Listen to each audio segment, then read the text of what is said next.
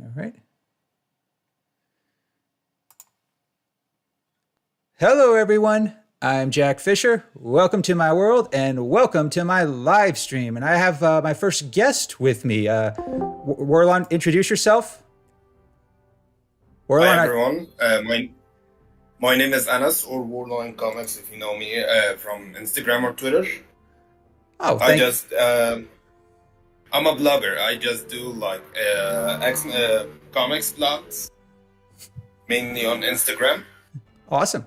Yeah, if you give me your Instagram address at the end, I'll be happy to post it in in the description for this live stream. So, yeah, definitely. Thank you. If you're on Instagram, please follow Warlon. He's a great guy. I've interacted with him on social media before. Oh, hey, I see Nikki Poole there. We're all thanks everyone. I'm glad you're joining. And the reason I did want to do this live stream is well, it's been a big week for X-Men fans and Marvel fans in general. We had we had the Deadpool and Wolverine trailer. I almost called it Deadpool 3 there. We had the X-Men 97 trailer. Came out just a couple days later. And then just yesterday, we got the solicits for the May 2024 comics, which is basically going to close out Fall of X. So a lot to talk about here. But before I go any further, I just want to say, Orlon, can you share what was your reaction to the X-Men 97 trailer? First of all, let me tell you something. It's gonna sound weird, but I've never watched this show. That's So okay. like that's my first. I know a lot about the show from the memes actually. So like I'm excited to see how it goes. I was planning to watch the 5 seasons or however many there were before like starting the new season, but I couldn't do it. Yeah, it So is. we'll Yeah. just see if it's a new, I mean, watcher friendly, not reader. No. Yeah. Yeah. Let's see if I, I can do it without watching the other 5 seasons. Well, I don't think you need to watch the entire season. The most important episodes to watch are one is the Phoenix Saga, and the other one is the season finale. Watch the season finale, and that should that sets the stage because this new series is going to pick up right after that finale. So watch that, and you shouldn't. Yeah, the good thing about the X-Men cartoon that I really liked is you didn't have to watch the whole season to really enjoy it. I mean, the whole thing really kind of you could just pick a random episode and it would still hold. That's very rare for cartoons and shows these days. Everything either has to be like a recurring gag or or like a multi-season arc. So yeah, definitely if you can check out, just watch that last episode before you watch X-Men 97. So that's my advice. I'm trying, hopefully. Yep. Yep. And also see Nikki Poole. Thanks. I see already in the chat. Thanks a lot. If you get on Discord, you can join the chat. I'm happy to welcome anyone aboard if they want.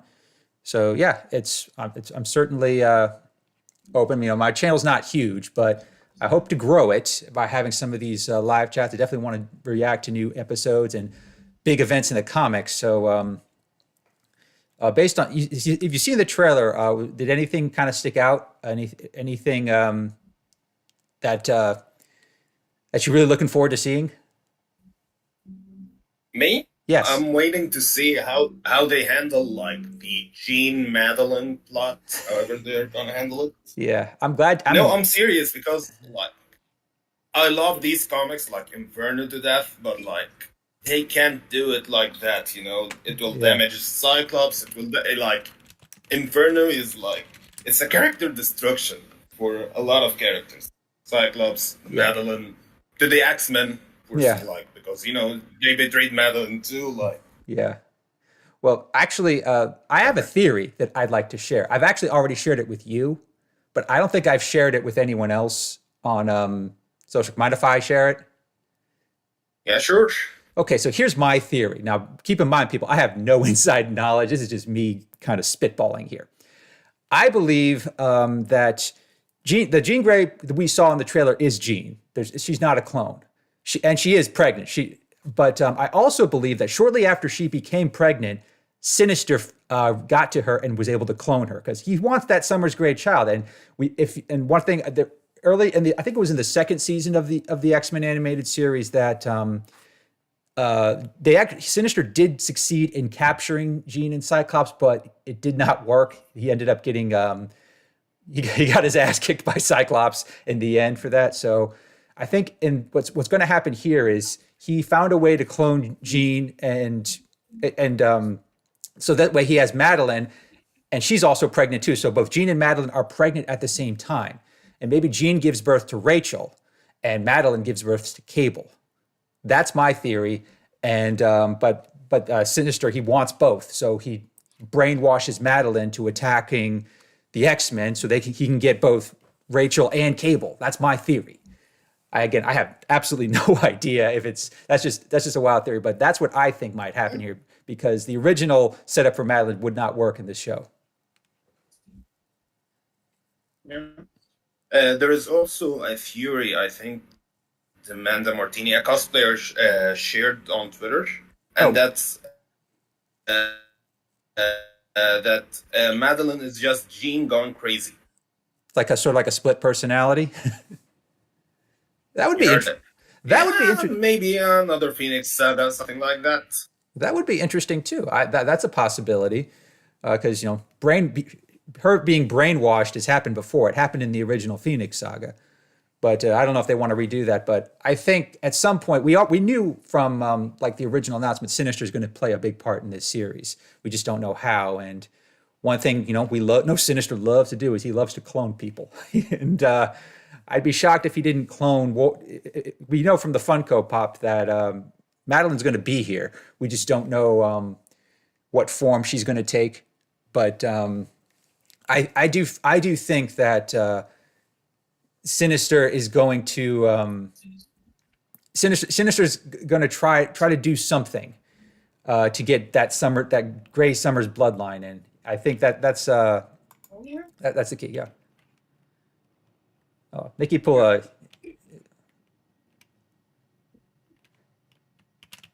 I'm trying to. Yeah, Nikki Pool's asking me for Discord.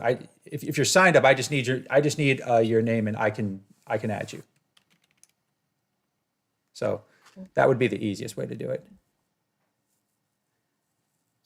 So, but I like your theory too, because but again, every time someone tries to mind control someone like Jean or Wolverine, it never turns out. It always becomes destructive. So. You'd like to think Sinister would learn his lesson, but he never does. You know what I want to see? What do you want to see? It's Sinister. I want to see like some sort of an X-Men The End ending for Madeline. That type of story. Not necessarily like X-Men The End the story, but like the Madeline arc. Yeah, I like that. Yeah. Well, actually, that's interesting because in that, by the way, X-Men The End. If anyone, for those who don't know. That's a really good comic by Chris Claremont that I highly recommend everyone check out. And it kind of tells a story of what would happen at the end. And Madeline Pryor plays a big role in that story. So and here's the interesting thing. She was disguised as Dust in that story. No spoiler alert. But and Dust showed up in that, remember that there's that brief shot of the Daily Bugle. She was there. So the newspaper, I saw it too. I think someone shared it in our group chat. Yeah, I know exactly. I know someone did, and that is. I think that's actually that would be an interesting way for her to hide. Maybe she could be like an agent, start off as an agent for Sinister, and that's one way to do it. I think the ending for me, like what I love about the X-Men The End's ending is that it showed that Madeline and Jean are really like they are one person. Like it's the ship of pieces. Like oh, that's a great point. Yeah, and like that's not a new thing. Like Chris Claremont and Louise Simonson played with that a little bit in the runs, but like. And even like Madeline was a part of Jean during X Factor until like Judgment Wars. Yes. Yeah, I remember. Yeah. So Yeah, so like that was a good I think that was a good ending for Madeline, if you ask me. Even in the 616. I agree. Yeah, she does get the short end of the stick a lot in a lot of comic stories, but in the end, she definitely got a better, a better story. Nikki Pool's trying to share a link, but I don't think you can do links to these chats for like security reasons. Yeah, YouTube. Maybe he can just share his his username and we can add him to the Discord. Yeah, sure. If you can, if you can add him, you can add him to. Let me see if I can. What's his username? Do you know his username? No. Yeah, I just need his username, and we could probably add him to our Discord chat.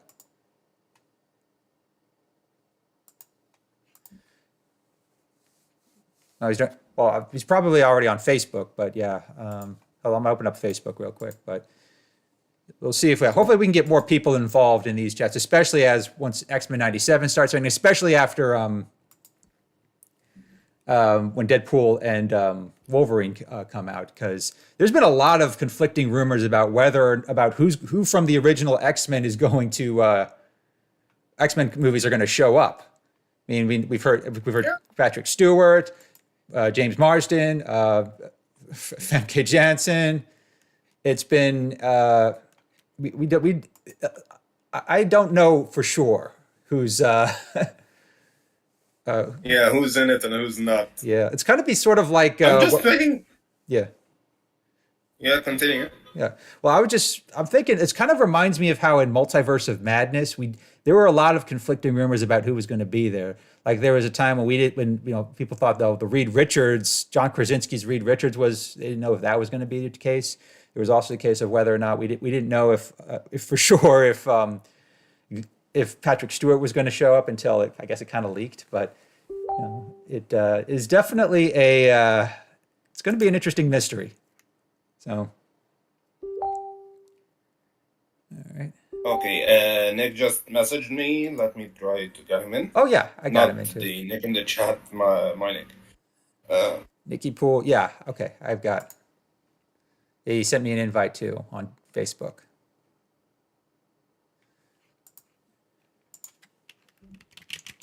All right, I see. Okay, now I see him. All right, so yeah, let's see if we can bring him aboard. Hey, can you hear me? Hello. Nikki Pool, hello. Yeah, what's up? Hey, Nikki. I have a funny idea about okay. Introduce yourself. Excuse me 1 second. I sent you Nick. Yeah, my name is Nicky Pool 415. I'm a writer. I write stuff. My biggest dream is to work for Marvel or have some way to work for Marvel. I'm a big comics fan. Amen to that. You're certainly welcome. I have a funny idea. Okay. Based on the movie trailer, let's just say that if Ryan Reynolds, you could say executive producer, wants to lead in the idea of Deadpool kills the Marvel Universe, or as we all know it, kill the Fox Universe. Okay, we basically see the Void, right? Yes. I disagree with the idea that Alive would be there. No. That's dumb. Well, I'm not saying it's a bad idea, but okay. Remember the Fantastic Four? Not the Fan Four stick. I'm talking about the original one. Okay, so the one from 2000. What if that's not Goliath? If we're going to get really metatextual, what if that's the Galactus from the terrible one? The one that's all smoke? Oh, that's interesting. Yeah, that's nice one. I like that idea. Because remember, why we had to bring from Goliath? If we want to get really metatextual, the idea of Deadpool killed the Fox universe, just bring it in. I kind of like that idea. Now, I did not like the giant cloud Galactus, but if they're going to use that idea, you know what? I mean, think about it. I understand that Goliath is cool. Let's be real. I think Goliath is cool, but why though? When you're leaning on the idea that Deadpool kills the Fox universe, so I mean, if you're gonna do it, I suggest you just do it. Okay. Yeah, I mean I have read that Deadpool kills the Marvel universe, and yeah, I think if this movie's going to kind of lean on that, that's a good way to kind of implement it. That's a good way to I mean, flesh it out. People say that's Goliath. People say that's Goliath. I'm like, but why though? Yeah. Yeah, if they wanted to really mix and mash things with the Fox universe, then that'd be one way of doing it. I mean, I know that sometimes you got to use both the good ideas and the bad ideas. You got to take the good with the bad. I mean, as bad as an idea as that. Yeah. I feel like we're gonna trick the viewer to believe that that's Goliath, but later on, no, it's actually the shitty Galactus. That'd be an interesting twist, but you know what? I think they could make it work. If I didn't have high expectations for the movie. Well, not saying it's a bad thing. It's more like, people. I see a lot of fan theory, but no one suggests the idea of the terrible Galactus for some reason. And I was wondering why, though. I mean, I guess the movie is so bad that people forgot about it. There's that, yeah. I think there is also the fact that we don't know for sure that there are any Fantastic Four characters in the movie. Like, we know for sure that some Loki aspects or Loki characters will be there, and the X-Men. I think that plays a role in that. Yeah, I agree. For the Fantastic Four, I feel like maybe they were wasted, maybe they were not. I don't know. That's fair. I mean, I'm talking about Doctor Strange too. Yeah, because they kind of gave birth to it in a sense. Mm-hmm. I'm referring to the one incident. No, I'm not talking about the spaghetti incident. Yeah. I'm talking about that small moment when they introduced John Krasinski. Yeah, that actually, when I was in the theater, people cheered a lot of people cheered when they saw him. I would be more in depth if they bring the first actor. Yeah. Then unfortunately, just accept it, and I'll add you to the group chat and the call. Okay. But fortunately for us, we got that one small quote from Doctor Strange, which kind of implied the future is currently happening on Valentine's Day. If you know what I'm talking about. Oh, okay, yeah. So remember what Doctor Strange said? Yeah, about aren't you said in the 60s? Yeah, that's what he said. Yes, which implies that yes, there is a Fantastic Four. Yeah, but maybe I guess they were trying to, right? Am I thinking it too much? Yeah, I see. No, I think you're actually. I was going to bring that up later in the chat, but let's talk about it now because we got the casting news of the Fantastic Four, and if we saw that promo art, it did look like that on the magazine. Excuse me. Yeah. What was it? I was just asking if you can add Nick to the chat. I sent you his username right now. Yeah, I've got him. It's heavily implied, like. Wait, let me rephrase for a moment. Stephen Strange, you're a danger to the multiverse. Yes. Fantastic. Wait, aren't you set in the 60s? Exactly. Weirdly enough, we got the promo art that's kind of says that they're set in the 60s. Yes. I don't know. Weird coincidence. And that actually leads to a theory that I think a lot of people have kind of sport around that the idea is that the Fantastic Four have always been in the MCU, but they've been like maybe in the early 60s, they went on a mission and it took them to the negative zone or into space. And they've been there pretty much the entire time. They haven't had a chance to impact anything in the MCU. And I guess maybe this upcoming Fantastic Four movie will having them return. And maybe for them, it hasn't been too long, but I'm curious about this because it's from the same showrunner as the Loki show. Loki. Yeah, I think that's a good connection to make. I do believe that. I think I do believe that these connections are sometimes easy to miss but they usually become painfully clear in hindsight. So this is something that people are probably going to go back and rewatch Multiverse of Madness. I saw that one scene and I'm like, okay, so this is what I like about Marvel quote movies because they give you subtle hints and you got it's like whoa out of nowhere. Also, weirdly enough, they kind of predicted Doctor Strange. If you know which movie I'm talking about. Yeah. I think it's in Captain America and this Winter Soldier.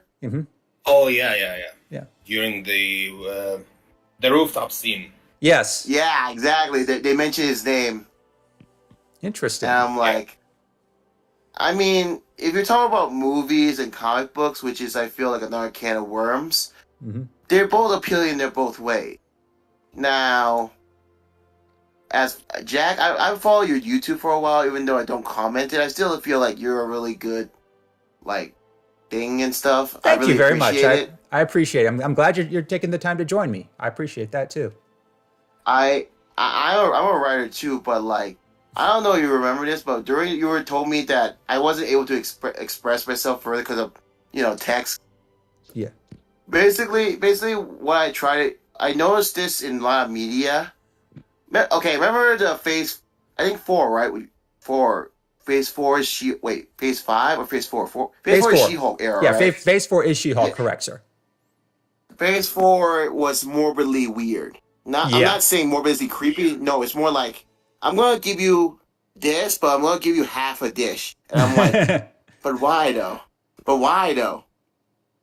Yeah. No, don't get me wrong. I love She-Hulk, but directors don't know what they're doing. I don't think you'll get any argument from here. Yeah. Here's the thing about here's the thing. Has Nick joined us? Oh, sorry. Oh yeah. Has Nick joined us? Nick, are you there? Hey, what's going on, guys? Oh, Nick, hey, please pal. Introduce yourself, please.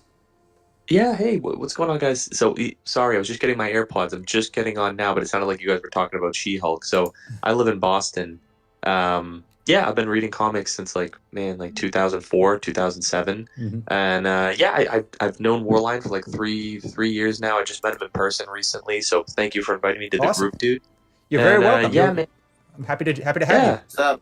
I appreciate that. Yeah, I appreciate the warm welcome, guys. Yeah, so I'm into the MCU comics. I can have a discussion to any capacity about either of them. So happy to join in. All right. Well, I'm glad you guys are here. We've been talking about X-Men 97. We've been talking about Deadpool and Wolverine, the MCU. X-Men 97 has a really interesting cliffhanger out for a trailer, I believe, right? Yeah. The one with Magneto at the end.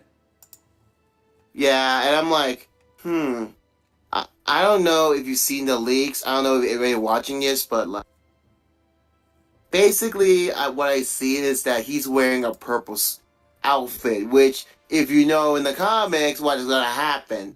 But I'm like, are they really going to do that? Because it feels so out of place if they start doing it immediately. I agree.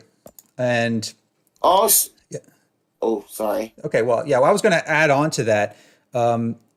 It's this might be before a lot of other people's time, but there was a time, I think it was in the 80s during Louise Simonson's run, where Magneto did have that same look, and he was essentially running the X-Men, but he didn't run it for very long. It didn't take long for him to kind of slip back into his old ways. And my theory about this is it's going to kind of cause sort of like a version of Schism. I don't know if were you reading comics when we had that Schism event between Wolverine and Cyclops? You mean me? Yes. Or you? Yeah. Oh, or anybody. I started reading comics when I was 25 because of strict parents, and I accidentally stumbled upon the Ultimate Universe, and I read a bit of main continuity a little bit. I'm talking about the 2000s one. Yeah. I mean, I did see it. I did try to read it, but there was some weird, confusing elements to it. Yeah, if you went back and read it now, it would be confusing because it took place during a really strange era. But the reason I bring it up is because that was the era that kind of really, where the X-Men really were divided. And I suspect that with what we saw in this trailer for X-Men '97, there's going to be a section of the team that thinks, okay, well, maybe Magneto can lead us. He can carry on the dream, or that others will say, no, this is Magneto. We've fought him. Yeah, he's, sometimes he hasn't always. He has been on their side before, but I found it very funny. Yeah. I found it very funny to be like, imagine they actually ended up playing as a joke where it's like, oh, Magneto comes in after that scene. Oh, right, pack your things. Either you join, work for me, or you get out.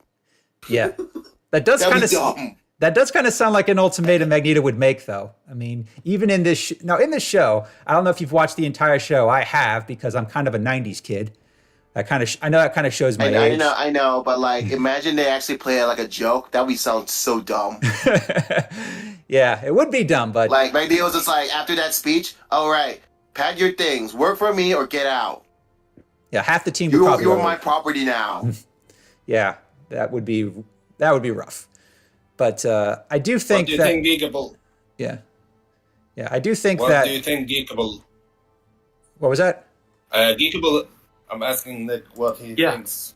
I'm calling him Geekable so that we don't confuse the two Nicks here. Okay. Well, my Nick has a Prowler profile, so yeah, I see it. If you look at my Discord, like, okay, X-Men, I indulge X-Men a little bit through the movies and mostly from the comics because, well, I don't know if you consider the original Ultimate Universe a bad representation.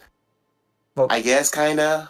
Well, I have opinions, but I think the early Ultimate comics were actually pretty solid in terms of how they, reimagined the X-Men. But yeah, but we got like Wolverine, Cable, a weird rock and roll Dazzler, which I'm like, why though? But yeah, actually, yeah. If you're gonna edgify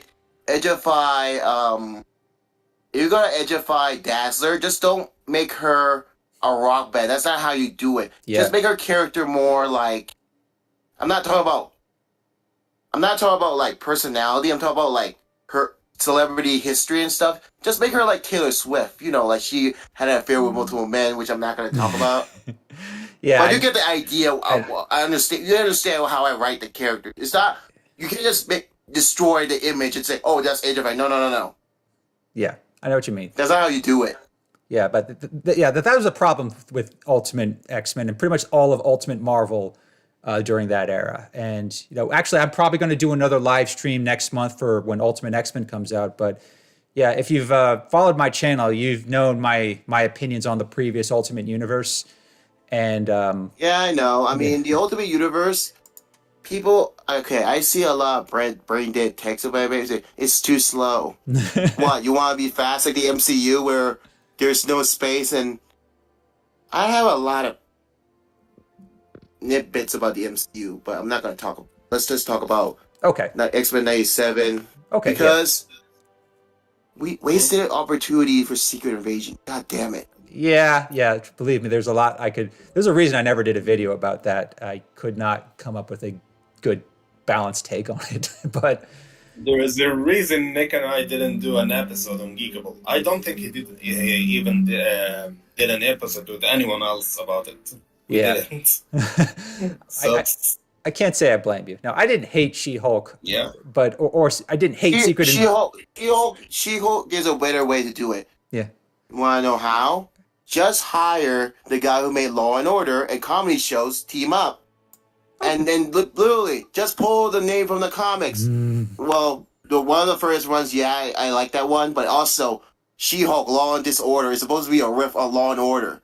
And the joke is we hired the writers from Law and Order plus a comedy show. Boom. I'd watch that.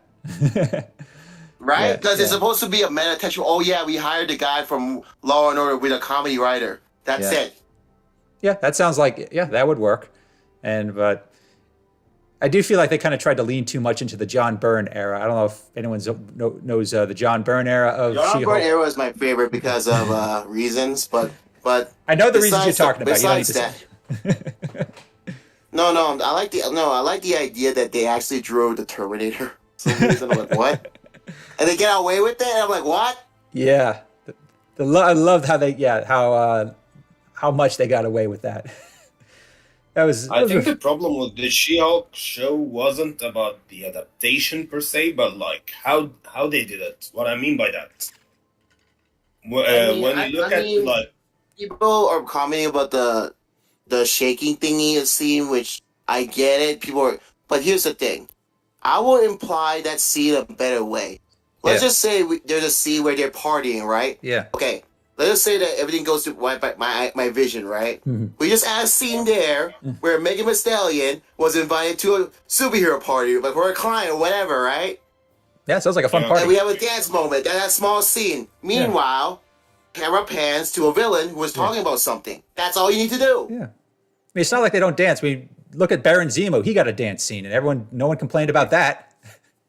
Exactly. I'm not complaining about that.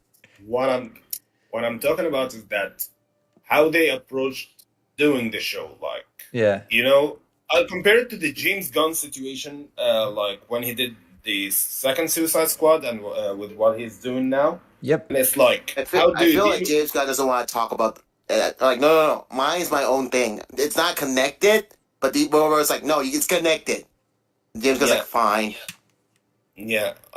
What I'm saying is that how to handle criticism is the problem. Like, some people like work on focus on working on their shows and movies and make them the best, and that's how they respond to criticism.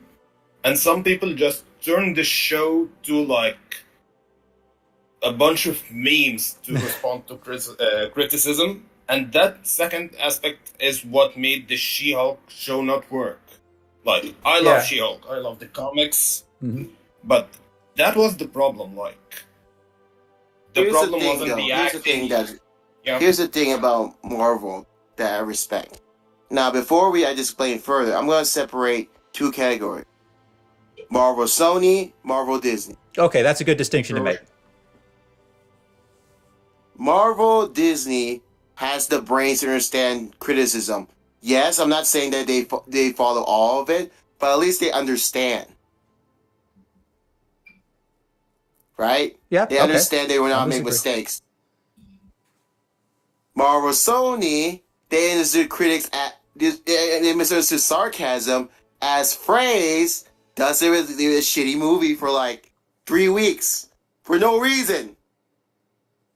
That happens. Yeah. You know what's funny about this? I heard from my friend says that they're gonna re-release Madam Web for the second time, like they did with Morbius. That would be a weird. Yep. Because I saw Madam Web last night. Yeah. Oh my. Yeah, I did. I saw it. Bruh. Oh my god. Yeah, and I did my quick react this morning. So. Yeah, it's better than Morbius, but not by much. Madam Web restore. It cured my insomnia. Let's say that. Okay, It turned me off like by seeing the trailers because if you don't know, I'm a huge West Coast Avengers fan. So like to see the. What about the Great League Avengers? You don't care about them? The Great League Avengers? Not really. Does anyone care about them? No, like I love Julia Carpenter. I think like her story is one of the best Marvel stories ever, but like she got pushed to the sidelines because of like Jessica. Sydney Sweeney, she wants to put Spider-Man scene, but the directors, they don't know what they're doing.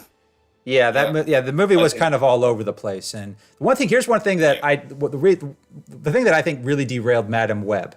The villain, Ezekiel Sims, is a total idiot. I mean, my God, he's like one of the worst villains I've seen. Ezekiel Sims, I read in the book. Well, I was playing the Spider-Man PS4. I'm playing Spider-Man 2 too. I already finished the game. Yeah. What I really like about this character in the comics, not movie. Just to make it clear, I like it in the comics, only in the movie. Yeah, I like it. Yeah. He wears that Spider-Man costume that Peter wore in a alternative timeline. I think it was Spider-Man: The Last Stand.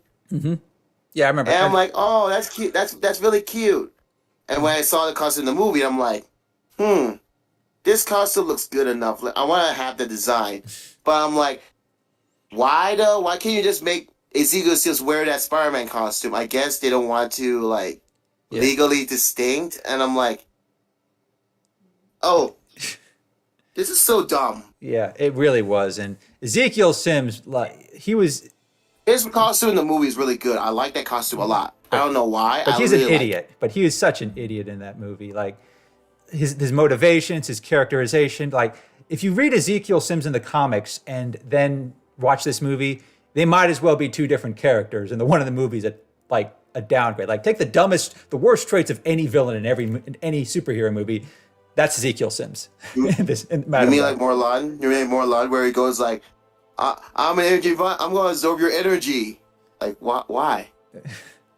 Yeah, it's worse than that. It's so much worse than that with Sims in this movie. And there's. I mean, here's the thing. Well, I'll keep it phrasing on one thing. The costume of Ezekiel Sims. All right, moving on. That's about it. I really like the costume, man. That Spider-Man costume looks cool. I don't know why, but I like the textures and the red lines. It's decent, yeah. But that's the only good. Yeah, I think that's the only good thing about Ezekiel Sims, if there is anything. Not gonna lie, if I saw that costume selling somewhere, I might buy it. But I have to look at it and redesign it. I mean, it looks cool, right? Yeah. While we're on the subject, do any of you guys go to Comic-Cons? I never been to a Comic-Con before. I live in Egypt. We don't have Comic-Con. So. Oh, sorry right. about. I'm in Arizona. I want to go to Comic-Con too, but I've never been to before. Oh, I say that is because I go to New York Comic-Con pretty much every year, and I tried to go to San Diego, but I haven't been able to yet. But yeah, if any of you guys can get a chance to go to New York Comic-Con, I'll gladly buy you a beer. So yeah, I dress up. Nick, but he is Jack, having I have a issues question. right now. Yeah, sure. Speaking of pacing, people seem to complain a lot about it, especially in the new Ultimate Universe and in the MCU. The MCU, I get it because I'm just gonna make my bad impression of Disney. Well, not really making the Mickey voice, but you get the idea. Let's during Phase 4, how about we spend tons of money by making Wong appear in the shows and they have no connection at all? You like that idea? You like that idea? Yeah. Not really. Good. How about we make She-Hulk bringing the fourth wall at the end to make the viewer avoid looking at her shitty ending? Yeah, they definitely rushed that. That's the nicest thing I could say about it. And what about Secret Invasion? Oh yeah, Secret Invasion. I like that. But how about this? Instead of making a movie, we're gonna make it like a TV series on our platform. Yeah. What's even better? Yeah. Yeah, sorry. I like to make shitty impressions because I'm so mad, if you could tell. I can tell. I mean, I was expecting a huge payoff of the Wong, but it came out of nowhere. Yeah. Right? Yeah. I was expecting... Yeah, I did not. Yeah, I thought She-Hulk had some good moments, but the way it ended, you could tell it was kind of rushed. Something tells me that I've heard the budget for She-Hulk was like $200 million. And for comparison, the budget for Madam Web was like $80 million. And both are equally bad. Yeah, that kind of but the fact that they're both equally bad and one costs almost over twice as much more that just makes it worse, in my opinion. But although Phase 4 was bad, there is some hidden gems. Okay. Did anybody expect Wong to appear in Werewolf by Night, or no? No. Not really. I was expecting, because I was like, will Wong appear in Werewolf by Night? But no, I'm like, damn it. And I liked Werewolf by Night. Yeah, that's a really good movie. Yeah. Well, a good hidden gem. Yeah. I suppose. I like that. It feels like a good Halloween special. Like I watched that over Halloween. That's a great thing to watch for that time of year. So. I'm still a little confused about the MCU and how they would handle a hidden character in that. Spoiler alert, it's the Man-Thing. Yeah. And then maybe it's just one of those things where Okay. it's like let's keep that like isolated. Maybe that's what the Because in WandaVision, they mentioned the nexus of all realities, and then in the comics, apparently Man-Thing Swamp is the nexus of all realities, but it's just like they're like, oh wait, what? Yeah. Are they really following or no? That's really weird. Yeah. Maybe that does make me, because they've brought into the idea of like Nexus beings. Like I don't know if you saw Exactly, into the Spider-Verse, but yeah, a Nexus world. Like we've read the comics, and the white hot room and that Jean Grey occupies. That's a Nexus point. And now we have in the MCU they have Nexus characters. So who knows? Maybe this. Well, they did mention the Nexus of all realities. I'm like, what? Well, what about? Because I feel like they're gonna change a lot of origins, especially Howard the Duck. He's now an alien duck from another universe. Yeah. Especially in the comics where Howard the Duck came from the swamp, because apparently the swamp of man thing is the Nexus of all realities. Blah blah blah. Yeah. And I'm like, wait, what? Yeah, they're definitely taking some liberties. Like they did the same thing with Adam Warlock in Guardians of the Galaxies 3. Like they had to because they already. I don't hate Adam Warlock. It makes sense. Why? He just pull out early. That's all you need to know. What do you expect him to do? Is it be a badass like in the video game? Mm-hmm. Jesus, they explain it to you. Like, what the hell? Mm-hmm. Yep. But while we're on the subject for the MCU, one thing I have talked about a number of times on my YouTube channel is how mutants are going to show up, because we now know after this week we could tell, mutants are coming to the MCU. Deadpool and Wolverine made it very clear that we're going to get some kind of convergence. I think there's this one channel, I think it was Screen Crush, that thinks this is going to culminate with Secret War is going to be like an incursion between the Fox universe and the MCU. I don't know how I feel about that, but I suspect that if mutants exist in the MCU, I think that there's a reason why no one has been able to mention them. Like, I think if you guys don't realize this, they're following a similar comic book model. Like which one? Okay, hear me out. This is a very metatextual. You gotta understand. Right now, Disney is quote quote treats the Fox universe as in the Ultimate Universe of the 2000s, and the main Marvel universe, or at least for the cinematic viewers, is the MCU. They're treating it like the Ultimate Universe Classic 2. You see the metatextual next of it? Oh, okay, yeah, now I can see where you're coming from here. Okay, yeah. Because now there is one thing that I wish the Deadpool movie would do. I know they're not gonna do it, but like if I could, just make Miles Teller the Maker. I love that idea. Deadpool 3. I love that idea. Miles Teller as the Maker. That would be an awesome way to redeem the Fan 4-stick movie. And we can have that scene from the Secret Wars by Jonathan Hickman. You know where the Maker. I love that comic. Just make Miles Teller the Maker, and he just joins with the evil X-Men, or at least the X-Men from the Fox universe during the incursions. I would love it if they could find a way to make that work. I mean, the Maker is definitely one of the few good things to come out of the latter Ultimate comics. He's kind of he was a mess that like they tried to salvage for some reason. Yeah. But then, like Jonathan, I would love it. To be honest, I really want to see that scene. You know, the dialogue where the Maker talks to Reed Richards in the Secret Wars by Jonathan Hickman, right? Yeah, I know John Krasinski can't do it anymore, but how about I want to see Miles Teller say that dialogue with what's his name again? The new from The Mandalorian, the new actor of Pedro Pascal. Pedro Pascal. Yeah, I want to see that dialogue between them. I would love that too. That would be an amazing scene. Yeah, but that kind of sounds like one of those ideas that's too awesome to happen. I know. That's why I'm like Venom Andrew Garfield crossover. Yeah. Oh man, I have a feeling they're definitely going to try to bring by Tobey. the way, sorry. Nick left because he had some technical issues, so he couldn't really join us after he introduced himself.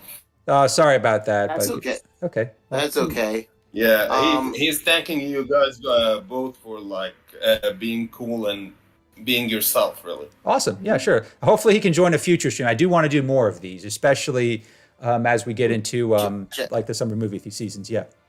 Jack, he wants by to the way, contact you, so remind me after the show. He wants to contact you. Okay, yeah, I will. Yeah. What's up? I want to join the show too. You know. Yeah, sure. Jack, by the way, like I said, there is some weird. Like I said, people still think that it's a lie, and I'm like, no, there's no way. Well, I'm not saying it's a bad idea, but like, how about we lean in the idea of Deadpool killing the Fox universe? That's why I wanted to bring back the shitty Galactus from that movie. Just so Deadpool can kill it? More like a metatextual, like, oh, this is the Void. This is not the MCU Void. This is the Fox Void. Oh, okay. I see where you're coming from there, man. Yeah. I mean, the Void is like, it's a one place. Like, it exists but like time regardless. Yeah, but if you notice the movie, the ending of the Fox one, Galactus just disappears for no reason. Which is how about stupid. We metatextually say, how about we retcon that? Oh, he did. He got pruned. Yeah, exactly. We just retcon it. Yeah. What if he was the Void? You know, he's not in the Void. What if he was the Void? Let's go crazy with it.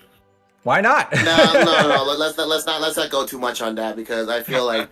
I mean, like. Or just we were spitballing. trying to say that Deadpool killed the Marvel Universe. When I first hear like the idea of that, I was imagining Deadpool going to the movies and like when that scene happened, right? Deadpool just walks into the screen, opens a fan, and the clouds fade away. It reveals Galactus for the first time. Interesting, because Galactus has been rumored to be. Yeah, because Galactus is rumored to be a main character in the MCU Fantastic Four. And they already have like the rumored actor is going to be Javier Bardem. I don't know if anyone who's have seen No Country for Old Men, but yeah, I could think that would be an interesting take on the character. That's pretty cool. I mean, here's the thing about Marvel movies: they take their time to think and like set up for the next big thing. Yeah, I agree, and I think the fact that Which weirdly enough, they kind of set in on the TV side, if you guys don't notice. Well, they kind of had to because I think Disney was desperate for them to add more content to Disney Plus. But now I think they're pulling back somewhat because they realized they were saturating the market. So, which is why we haven't gotten. We're only think Deadpool and Wolverine is the only Marvel movie we're getting this year, if you don't count the Sony movies, which you shouldn't. Don't blame. Kevin Feige, blame the previous chairman of Marvel. You mean Perlmutter? Yep. He was racist. Yeah, I've actually I did mention him in one of my previous videos. I don't know if you saw the video I mentioned about I think it was why it was I forget which one it was, but he was the reason why both the Fantastic Four and the X-Men were kind of deprioritized in the comics. I think this was when I talked about the Inhumans versus X-Men event. Isaac Perlmutter is the reason. Yeah, You know what's funny about this? Perlmutter is also the reason of why there's no certain reprint. I think you're right. You know the DC versus Marvel crossovers and the amalgam. Yeah, I remember now those. He's gone away. They're trying to do it again. That wasn't Ike. That was Joe Quesada. Joe Quesada was and Dan DiDio were the ones who were like, we will not print it. Like Dan DiDio was openly saying was probably the most funniest man I ever anything. Yeah, like Dan DiDio was like. Dan DiDio said it once, like, if you see us reprint or crossover anything, crossover with Marvel, or reprint any crossovers we had with Marvel, then you know that there is something wrong with us, like, financially. That's oddly honest and kind of just. Joe Quesada made the most funniest Iron Man stories I've ever read. I'm gonna say it. Hopefully they don't demonetize you. I'm sorry, Joe, if they already did, but. Basically, the story of that one Iron Man story is basically the Iron Man armor goes like, Tony, come inside me. I love you so much, man. Let's have frick. Yeah, I remember that. I know which one you're talking about. So it was. I'm like, Somehow there are if I were worse to Spider-Man if I were to stories. write that story, it would probably be more like, I know this is bad, but I'm not a huge Halo fan. Cornelia and Master Chief. Yeah, I'm not big into Halo It's either. very But subtle. I would write it in a way that's very subtle, but later on, it's more deeper. And then Joey's like, "I can't do this. I have a life." Then we were in the usual casual revenge plot, blah blah blah. Not that one. That was weird. I would write it much more subtle. Subtlety doesn't work when it seems like Marvel and Disney always want spectacle and stuff like that. So it's kind of yeah. I mean, I write my stories. Remember the time that you told me about there's 4 main female protagonists, and I'm like, I was trying to explain that no. They don't appear in the same arc. They both shine in each arc. Mm-hmm. Interesting. Basically, the first 2 of my Spider-Man story, they died, but they died in different ways. Anyhow. Okay. Anyhow. Okay, we can jump into any other topics we want to talk about. Yeah, actually, the one thing. What Next do you think topic. about the casting of Fantastic Four? What was that? What do you think about the casting of the new Fantastic Four? I love Pedro Pascal. But yeah, I think Pedro Pascal and Vanessa Kirby are good. They're good casting. I would have loved to see John Krasinski, but apparently that just couldn't work. So. Yeah, I'm on the same boat. Because he got killed. Exactly. Yeah, so it was disappointing in that regard. But I also like Joseph Quinn, mostly because he was in Stranger Things season 4. I love that show.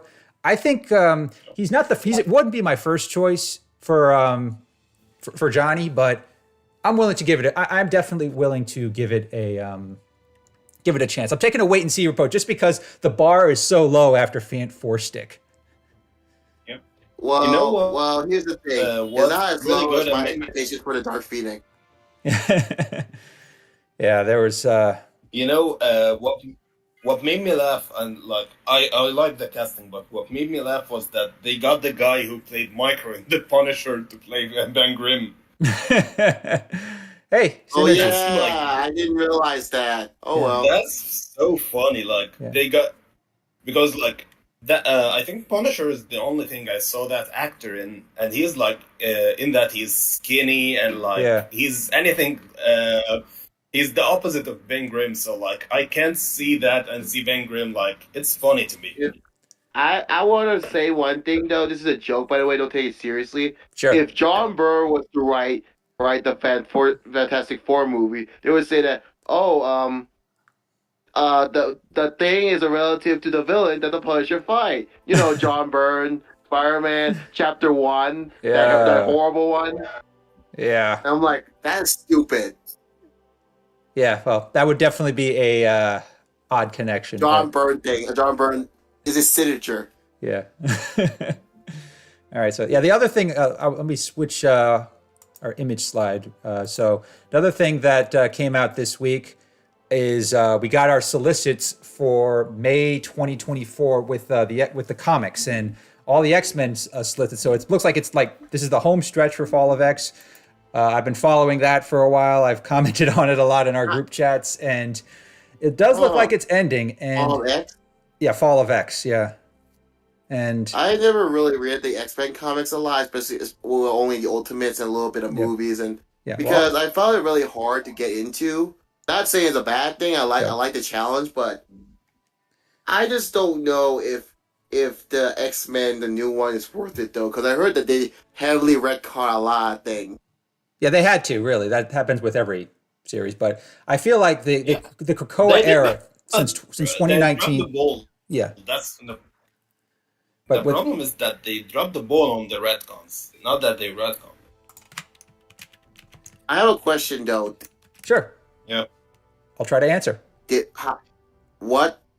Onslaught got involved with that story? Because I heard Onslaught was in there. Yes. During the Hickman era.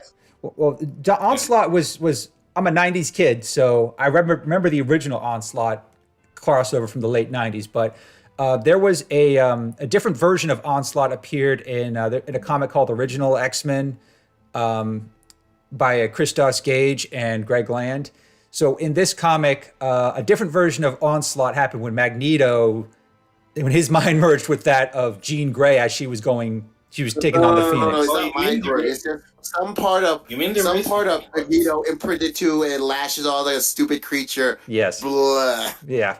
So yeah, now now what's happening is there's this multiverse event where another version of Phoenix is gathering a bunch of different versions of Wolverine from multiple universes to take down this version of Onslaught. Now this is not really tied to what's going on with the other X-Men comics right now, but it's kind of like a multiverse of madness type event in the X books. But it does. I liked original X-Men. I thought that was okay, but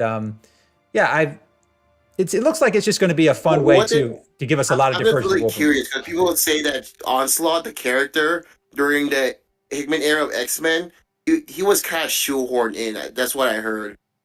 Well, this was kind of an odd thing to force in during like this other big crossover event that's going on. But I'm taking a wait and see approach. But with respect to what's going on in the comics right now, one of the reasons why I'm kind of keeping an eye on this is because I hope this kind of informs what happens in X-Men 97. I mean, I've said before that I would love it if X-Men 97 tried to adapt some stories from the modern comics, especially with Krakoa. I feel like that is. I feel like they shouldn't push that yet because not yet, not in the first season. Era, yeah. But here's the thing, though. If X-Men 97 is 7, do you think that we're gonna resolve another cliffhanger of that universe? Spider-Man. Yes. I'm glad you brought that up because trust me, almost all my friends I've talked to, they would love to see that continued. And the fact that in the trailer we saw the Daily Bugle, we saw Peter Parker referenced directly. I think that if what's really funny about this is that we didn't see that version of Peter Parker in the Spider-Verse movie. Yeah, that would be that's rough, but that's weird because it's like remember the ending of that cartoon? Yes, I remember it not so fondly, but actually, he was traveled to another universe, and I'm like, oh, are you gonna stop it in across the Spider-Verse? Nope. I'm like, where is he then? Well, actually, quick side note on that. The reason why both the X-Men cartoon and that Spider-Man cartoon ended the way that they were not supposed to end on those episodes. I've read some of the stories about what Marvel was going through at the time.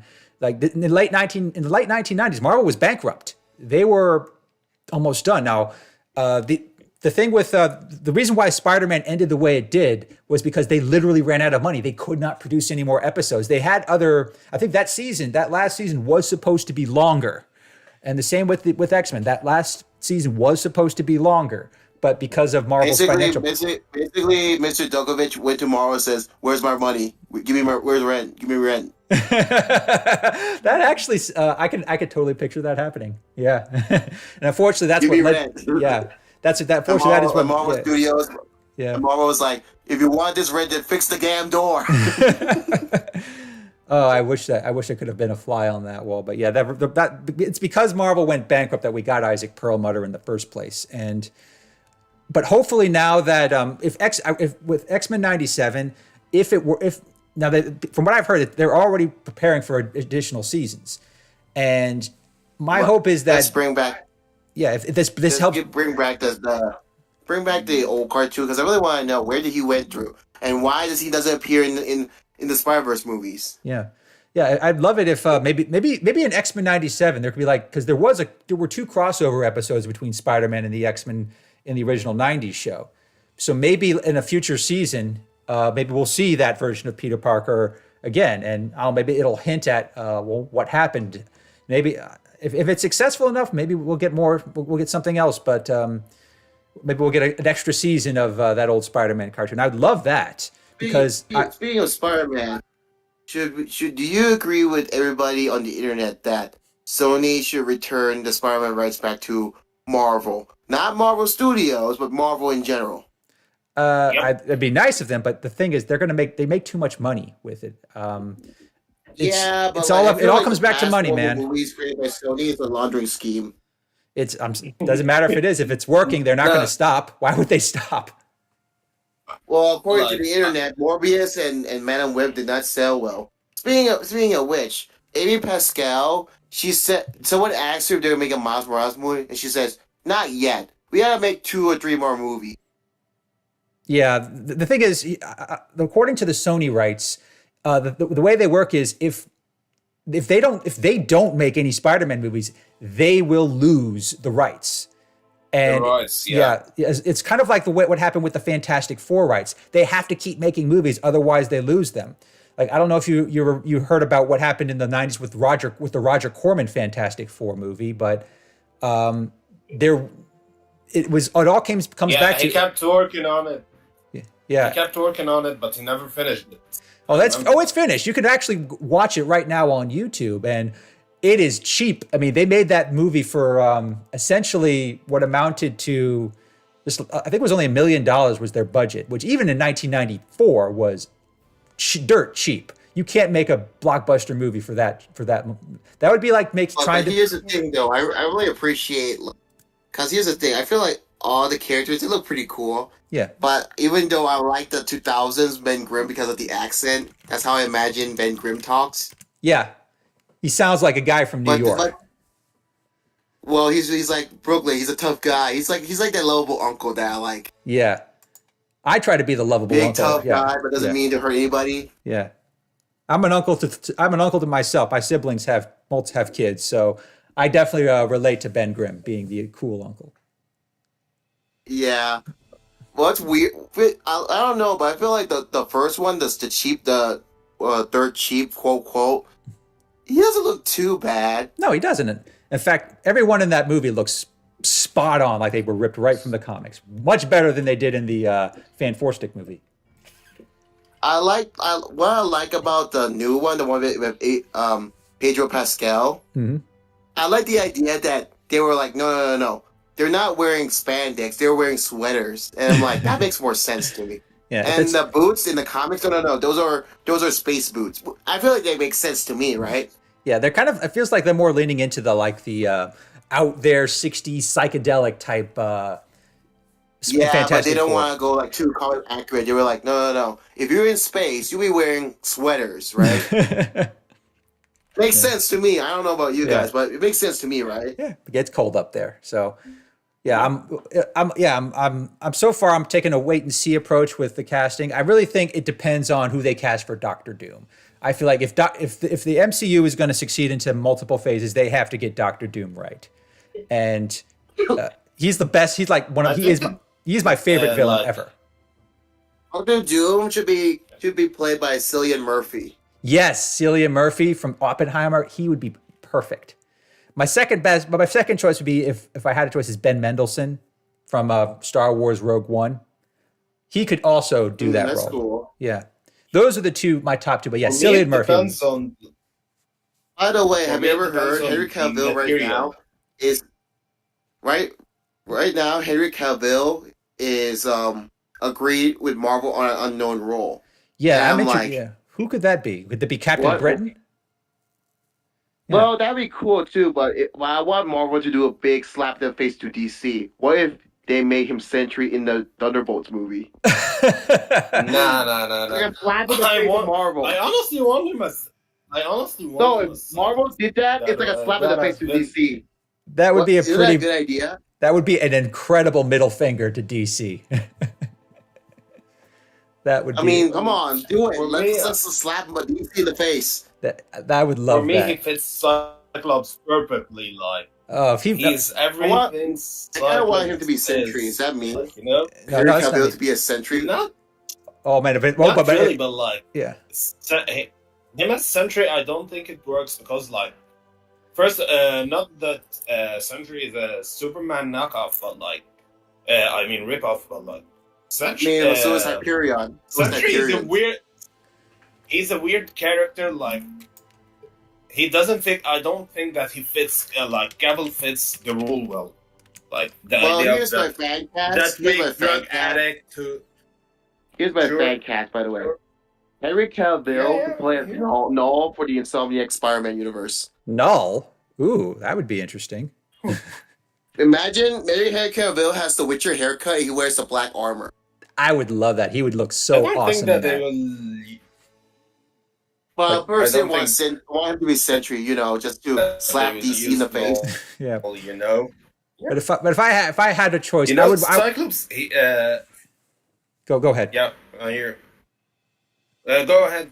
Okay, well, I say if I could choose one character for Henry Cavill to play, it would be Cyclops. If he got cast as Cyclops in the MCU X-Men, he would not be overshadowed by Wolverine like he was in the Fox movies. He has too much of a presence, and it would definitely create some urgency among actresses who would be cast as Jean Grey. Yeah. Well, Jean Grey isn't me, but I like the old actor in the Fox movies. I guess because I have a crush on her. I don't blame you at all. The second one is Grey, but I feel like she should be around 25. But I guess because she's very young, well, at least her beauty regimen plus her genetics, I guess she looks too young. I'm not saying it's a bad thing. I'm just saying that Jean, in my image, should be around 25 to at least 30s, early 30s. Yeah, they're not, unless they're going to do like a teenage, like X-Men Evolution type thing, then yeah, that sounds about right. Oh, X-Men Evolution, the birthplace of so many female crushes. Oh, you have no idea. The birthplace of BMC Scarlet Witch, if you know what I'm talking about. Yes, yeah. Oh. Because I feel like Kevin Feige looks like a cartoon, and they were like, wait, use that costume and give it to Scarlet Witch. And I'm like, wait a minute. Yeah, you copied my homework. Yeah. There's an idea going around. Yeah, there's an idea going around right now in Hollywood, which is that don't do a lot of characters like in their beginnings.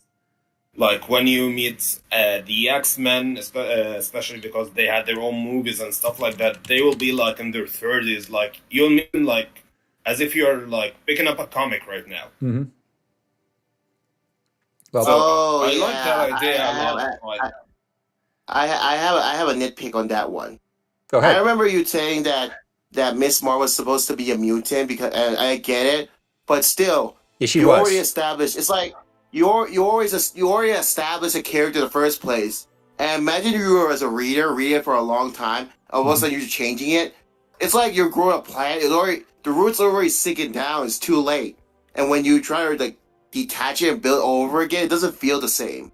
Well, I actually have a thought on that. Now, I've been following Miss Marvel since she debuted, and personally, I always thought she worked better as a mutant. And the fact that she was supposed to be a mutant, and I think that she just doesn't work as an Inhuman. Inhumans are a bunch of xenophobic elitists, and that just doesn't work for what Miss Marvel has become. And plus, she almost never interacted with the Inhumans. Yeah, she interacted with Black Bolt and Medusa just a few times, but she teamed up more with the X-Men.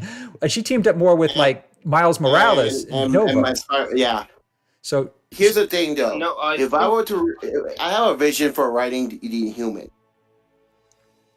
How? If I were to work for Marvel, well, I don't know if you'd ever take history course, but have you ever paid attention to the history of Japan during the fall? Yes, I have. Japan is an isolationist country, right? Yes, it was for many years, like for 200 years after the. It sounds think about it. It sounds very similar to the Inhumans, the way they isolate themselves. Mm-hmm. You see the parallels? I do see the parallels, but I feel like the way that the reason the Inhumans were isolated was they were obsessed with preserving their lineage. They were obsessed with preserving their society. It's kind of similar. Here's the thing. It's the same thing because remember, they don't want foreign people to interfere with their country because they want to play it like no. They don't want to mess with their culture because the more they gain outside influence, the more they lose control to their country. Mm-hmm. That's the same thing. But that's my vision for the Inhumans. That's actually a good. That's very core to what they've always been. Like I've always seen the Inhumans as sort of like they could have been Marvel's Game of Thrones, but instead they tried to force them into being the X-Men, and that just does not work. No, it will never work. That's a bad idea. Yeah, they tried to do that. If I were to create my own universe, I would probably make the Inhumans Japanese, like they're from here, they're an isolated thingy. So they would have an island.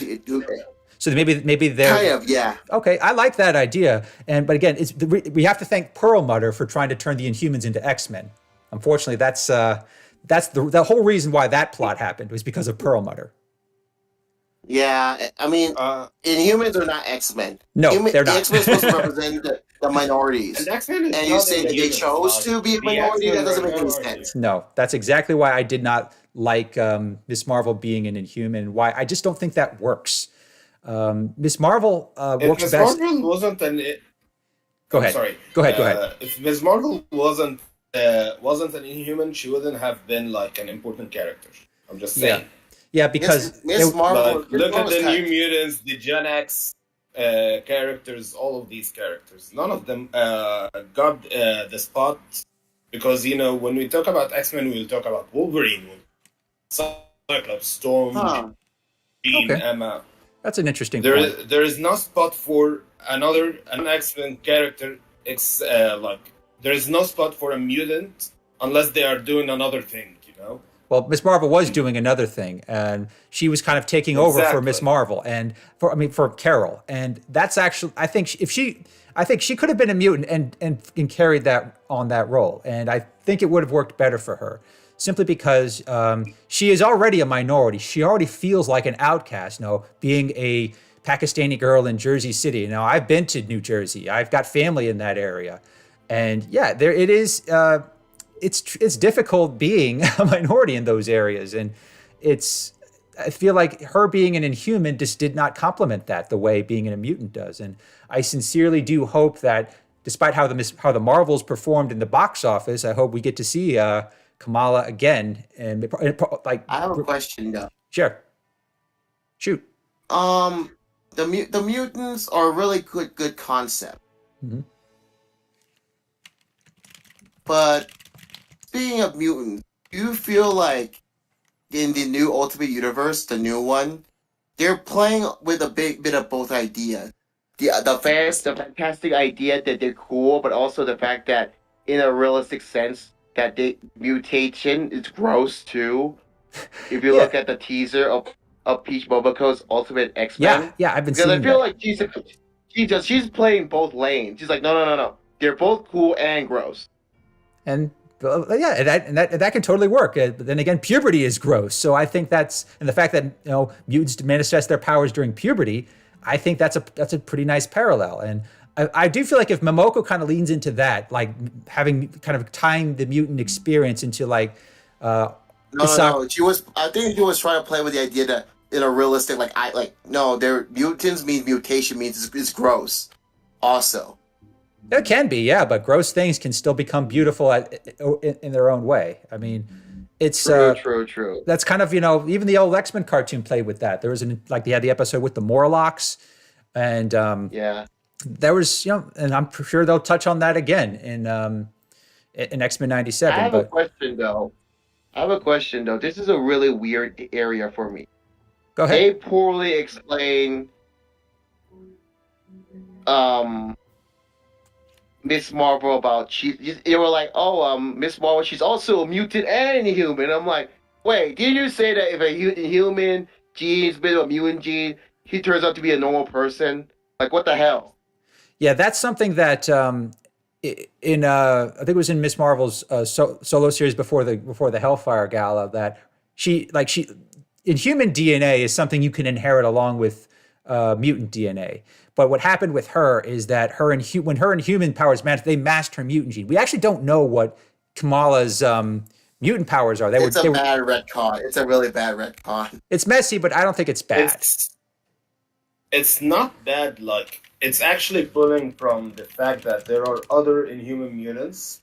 There are, yes. Or they that is true. were, Quicksilver's daughter. But exactly. But like, their stories, like, one second. Okay. They put it in a way that every person's DNA acts differently. And I think that they said something similar to that in IVX too. Yes, you're right. The fact that every mutant DNA reacts to the Inhuman's gene differently. Like, So like Crystal, Quicksilver's daughter, before the retcons, Yes. That she's not a mutant or whatever, she was a normal human for a long time. And then her powers were weird in the 90s, and then she became a precog. Like, there Yes. is There is a an precedent. interesting story there, but like, Yeah, they haven't really revisited it in a long time though, which is kind of feels like a missed opportunity. So I do feel like I mean that. that there's. I have a feeling that after what I have on online right now is the solicits for the May. I don't see any mention of Miss Marvel, but I do have a feeling she will likely be part of.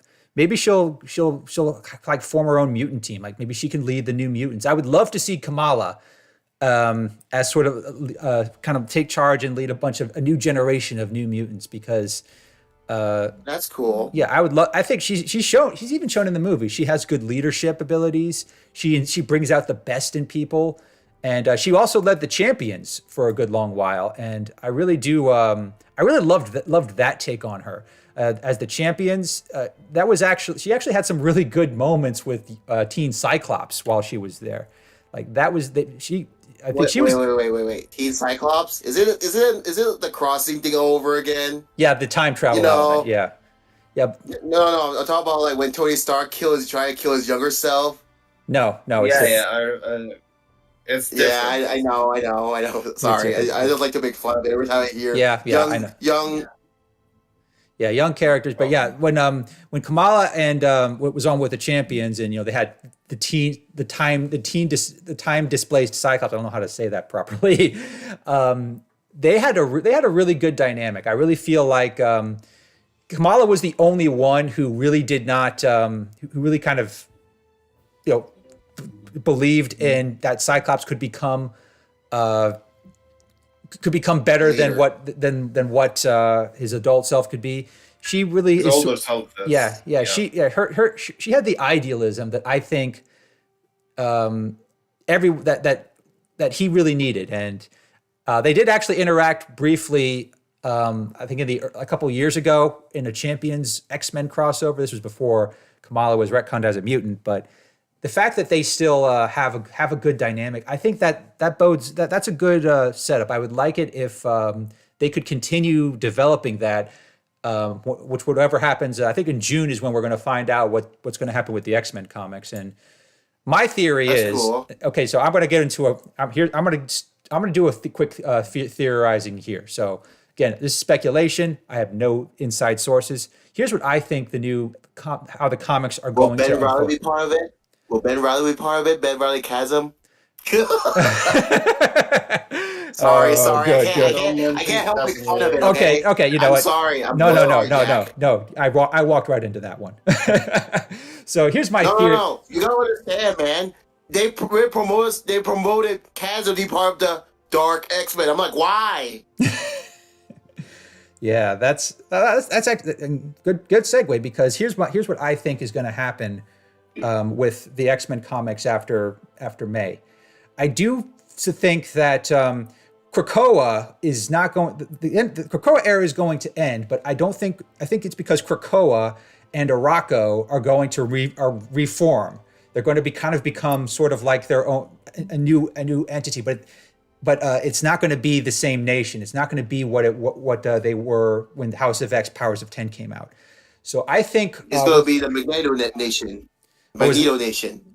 That's actually I do think that Magneto will play a part in this. Like I think it's called Okara, but I also think that there's going to be other leadership. He's not going to be the sole ruler.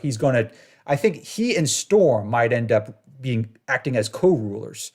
And Storm. Yeah, but I don't think that Okara's going to be on Mars. I think this is going to be something like that.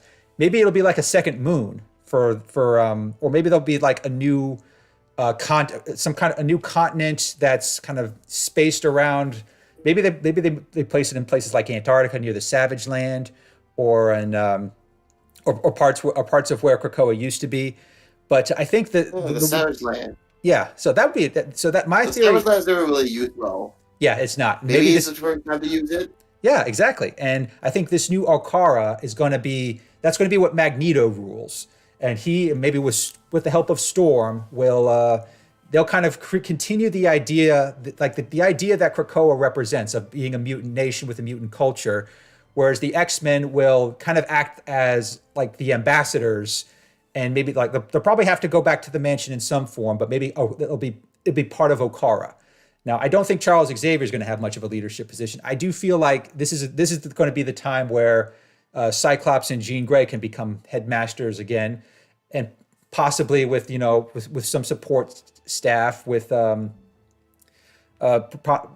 possibly with I do think that Madeline Pryor and Chasm and Havoc, they'll also play a role. I think Dark X-Men will continue in some form.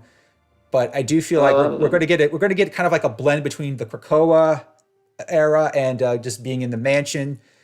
I don't know what the lineup is going to be. Pryor isn't me, but I feel like Madeline Pryor is probably the most saddest one I ever read.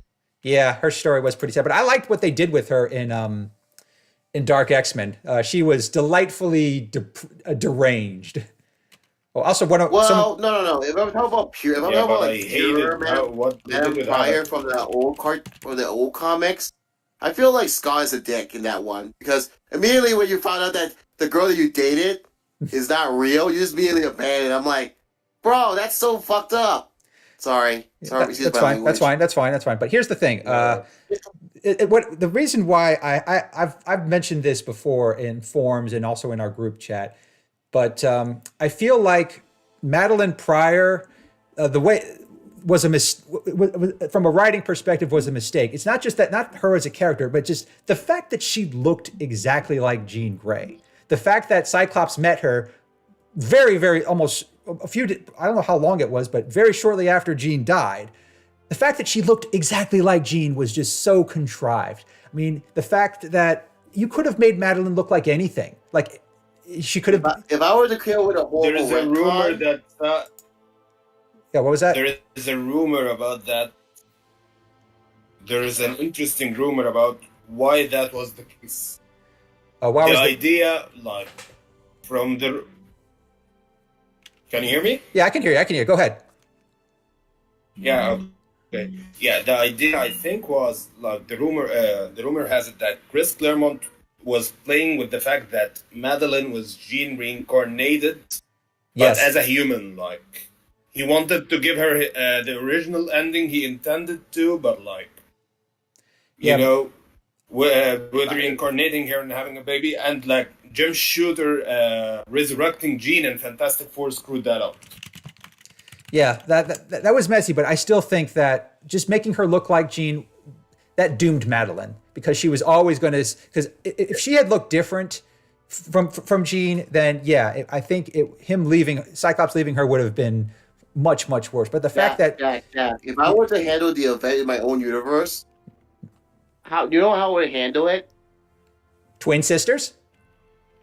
No. Oh, come on, twin sisters. No. Twins are awesome. No.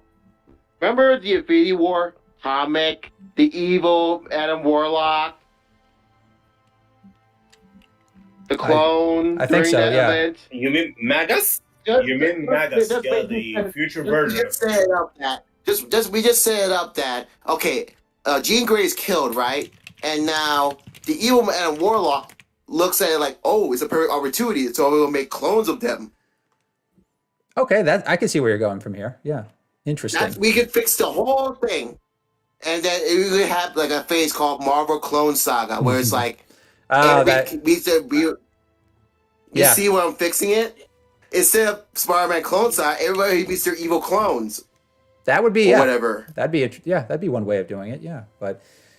Yeah, the thing is, but at the very least, I do like that Madeline has kind of become her own character. She really has sort of separated herself from the whole drama with Cyclops and Jean, and that's why I really liked Dark X-Men, and how she is still very much an unstable and chaotic person, but she's kind of come into her own. She's really set herself apart, and I hope she continues playing that role in There's one problem though.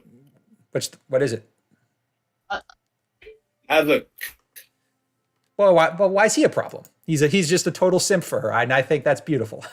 Yeah, he represents the fact We have it for Mortal Kombat. Yeah, I see you simp too. Yeah. No. Sorry. No, she hasn't healed. What I mean is, I think Zeb Wells wrote it well, and it's correct. The fact that Havoc Madeline is what Madeline was to Jean. Interesting. Okay. Yeah, he is her Scott essentially. Scott's replacement. But the thing is, they're both. It works. I think it works for Madeline because she's just not a stable. She's not a stable mind, to be generous. I see. Isn't she called the Goblin Queen also? Which is a weird name. She's not. Yeah, and I think that's exactly. But the thing is, she's very self-aware of how unstable she is. That's what I like about her so much. She knows she's she's broken, but she kind of embraces that. She embraces her brokenness. She embraces all the weirdness that's surrounding her. And I feel like that for whatever reason, Havoc is drawn to that. He sees how messed up she is and thinks, okay, that does something for me. It's like when I was a kid and I saw that scene with Rogue in Apocalypse. That, believe me, a lot of kids started. Oh, I know what you're talking about. Yeah, let's. Okay, now let me just say this. I know what you're talking about. Yeah, let me just say this right now. A lot of kids started puberty when that episode aired. I promise you, a lot of kids. No. I get it. I have a question, by the way. Yeah, go ahead. Yeah. As you might know from the one stream, I was delving into the Spider-Man story. In your opinion, this generation, do we have at least a Red Hood type character for Spider-Man next to Miles, like the next down the lane? I don't know if there is one. I would have said the Prowler, because I'm thinking about, like, if I ever get to work for Marvel, I want to create a Red Hood type character of Spider-Man down the line. Well, you'd probably have to do a version, maybe a version of Ezekiel Sims, or maybe no, it's a different character. It's like a different. Okay. Well, he's basically an Asian Spider-Man who lives in the Bronx. Okay, yeah, for that you would definitely need someone who can. Someone with some ties to the larger Spider-Man mythos. So someone related to. Well, here's the thing, though. I'm not gonna put any character yet, but based on what I wrote so far, he has a friend who's kind of goofy. She's a daughter of the first Leapfrog. She's a daughter. Her name's Leapfrog. Interesting. And I put a lot of metatextual commentary because is it me or every adaptation? Well, not all adaptation yet. Screwball has been underutilized. White Rabbit underutilized. Yes, yeah. They tried to make them relevant in the later Ultimate comics, but by then Ultimate was trash. Well, here's the thing, though. White Rabbit, her origin story has a lot of potential. Hear me out. White Rabbit, it's implied that she got R8 because her family sold her. That's dark. I think even in the old Ultimate Universe, that would be too much. No, but I would probably imply it, and I would probably handle it just like you'd have to be very, very subtle. The Batman, yeah. And plus, it seems like she's very invested in that story of Alice in Wonderland. She's aware of it, but she's like, no, I like it. Yeah, which is really weird. You would have to be really subtle about that, but there's one other thing I wanted to cover before we call it a day. I did want to talk a little about. I want to bring it back to the new Ultimate Marvel. Later this week, we got the second issue of Ultimate Spider-Man, and I got to tell you, I loved that first issue of Ultimate Spider-Man. It was like the perfect antidote to what's been going on in the other Spider-Man comics. Oh, Zeb Wells ill. Yeah, I don't want to dwell too much on that because it's way too depressing, and I don't have any alcohol with me right now, so I do feel like. Can you give me a drink, a stiff one? I'm low. I would have to. I'll have some whiskey, but yeah, I feel like Ultimate Spider-Man is like has been the perfect antidote. The idea of giving him, actually just starting from the idea that he starts with a family. And what I loved about the first issue is, he actually gets a chance to have some agency. He says, so this is what I was supposed to be. This was what was denied to me. Now here he is. He has a choice. I could either continue living the life I've this really nice life I've set up, which, it's not incomplete. He chooses to. He chooses to. That it's was not what accidental. That's what was so powerful about that first issue. He's told all this stuff about what he was supposed to be. He has a choice to, be Spider-Man again, and he chooses to. And that was just so perfect. And I don't know, actually an hour before I started this stream, the preview for the next issue comes out. And it looks like he is... Link. Hold on, let me bring it to... I'll put it in the chat. Okay. But I have some people still really complain about like, oh, the pace is too slow. It's supposed to be slow. Yeah, because that's how Hickman does it. That's Hickman's thing. Okay, so I'm gonna hold on. By the way, I'm really confused. Is it me or I'm really confused? About what? About one thing in the new Ultimate Universe. Go. They call Ashura and Ra Moon Knight. I'm like, that's not Moon Knight. What are you talking about? In the Ultimate Black Panther and the trailers and you know what I'm talking about, right? Yeah, I know what you're talking about. Yeah, I read that. Okay, so yeah, I'm on the screen right now. I have the preview for Ultimate Spider-Man that's number 3. Let me see if I can bring you the preview. I'm really confused. Is it me or I've got really confused? Like, that's not Moon Knight. What are you talking about? In the trailers, they say Moon Knight. I'm like, what? No. Ah, crap, the link's not working. I'm going to find another link to this Ultimate Spider-Man 2 preview, but I do, I definitely want to... you get what I'm trying to say. Yeah, I get. It's really confusing. The Moon Knight part? Yeah, I know what you're saying, and because it's only had... I'm sure that it's something that they have to flesh out, but I did like that. I still liked the first issue of Ultimate Black Panther. I wish it had more Storm in it. Yeah. I really do. And it's I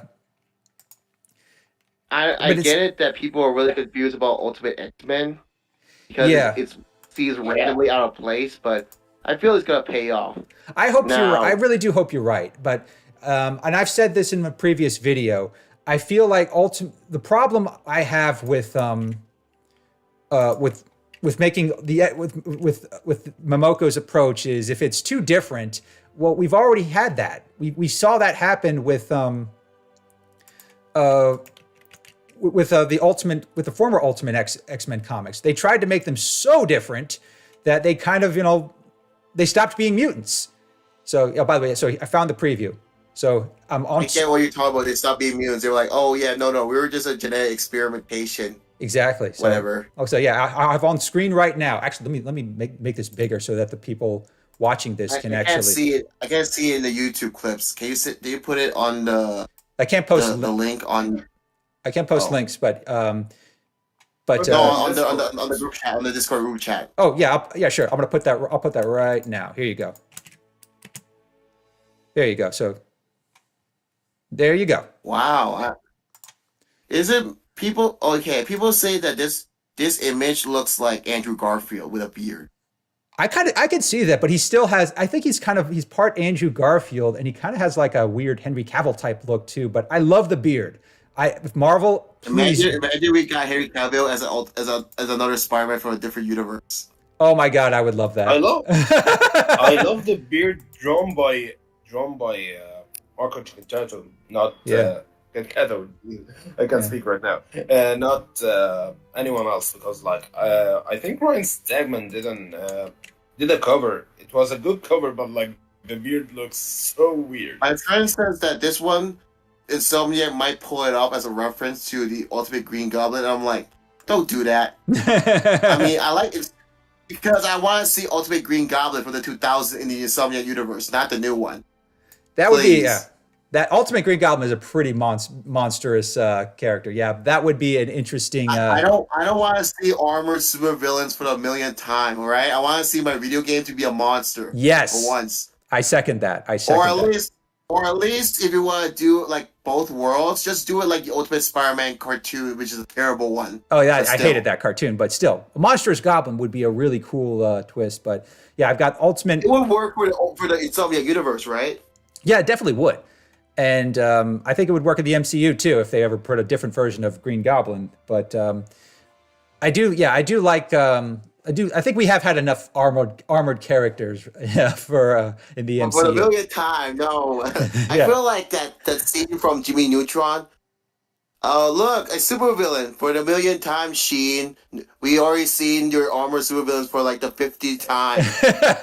That was Ultra Lord. Yeah, the fact that I remember that cartoon, it says how old I am. I'm old too. I'm like 27. I'm older than that. I am. Yeah. So I don't want to say you can tell how I feel about armored supervillain. And I would not blame you at all, my friend. Too. Yeah. So.